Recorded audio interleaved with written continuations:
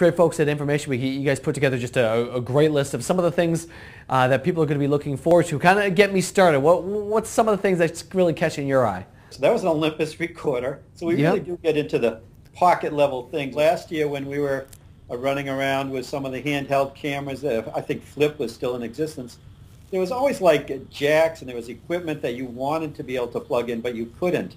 And so I think what you're really seeing this year at CES is that sort of this prosumer movement where you're starting to get much more professional level quality in much smaller handheld devices, and that was an example of one. Hitachi's G-RAID external hard drive, it's basically saying that it's setting a new standard. What's so cool about the Hitachi? Well, on these things, so what's happened? You've got all this cloud storage going on where people are trying to store their information in the cloud. Meanwhile, some people still like to keep this stuff in their houses, and this is just an example of something that really has a huge amount of capacity. I think it's like 5 terabytes of capacity, which is enormous.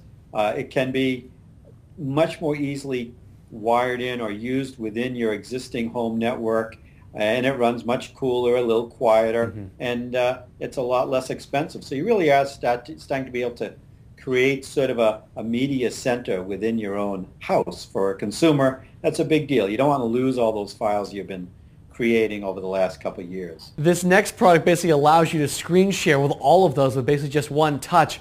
They're called pucks. Is that what I mean? Steelcase's Mediascape. I mean, this thing is awesome. You're allowed to just go back and forth with it all. Well, it is. This is a way for several people to be able to share a screen. It's pretty interesting because right now there's so many mobile workers out there. People are working remotely. You go to Starbucks, there's like, that cup of coffee, that cappuccino you buy in the morning. People are stretching that out for like 3 hours at Starbucks. But you really need a way to get all the equipment working together and to be able to share your screens and share the systems you're working on. And that's an example. It's sort of the next level of the Office pod. Yeah. Because now you're able to go in and do that sharing. This next device is, seems to be a lot of surrounding tethered, especially using your keys, right?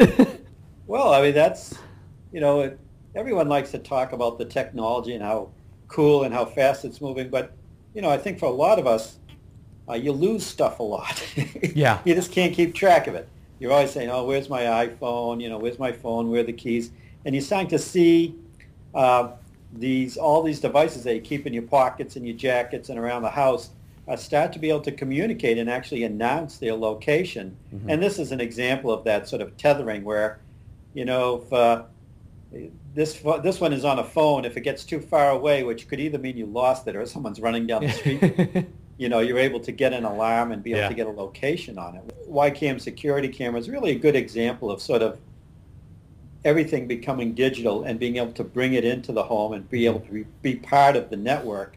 So now you really are able to start to set up really professional level security surveillance systems in your home, be able to check it when you're on the road, be able to check it when you're on the office, and really more and more you're able to control all your home electronics remotely. So not just be able to see that the dog's not, ripping up all the newspapers, but you start to be able to control the heating systems, the cooling systems, start devices, stop devices. So you really, this idea of the connected home has been a big part of CES ever since CES started. But I really think this is the year that you're able to actually create those connections.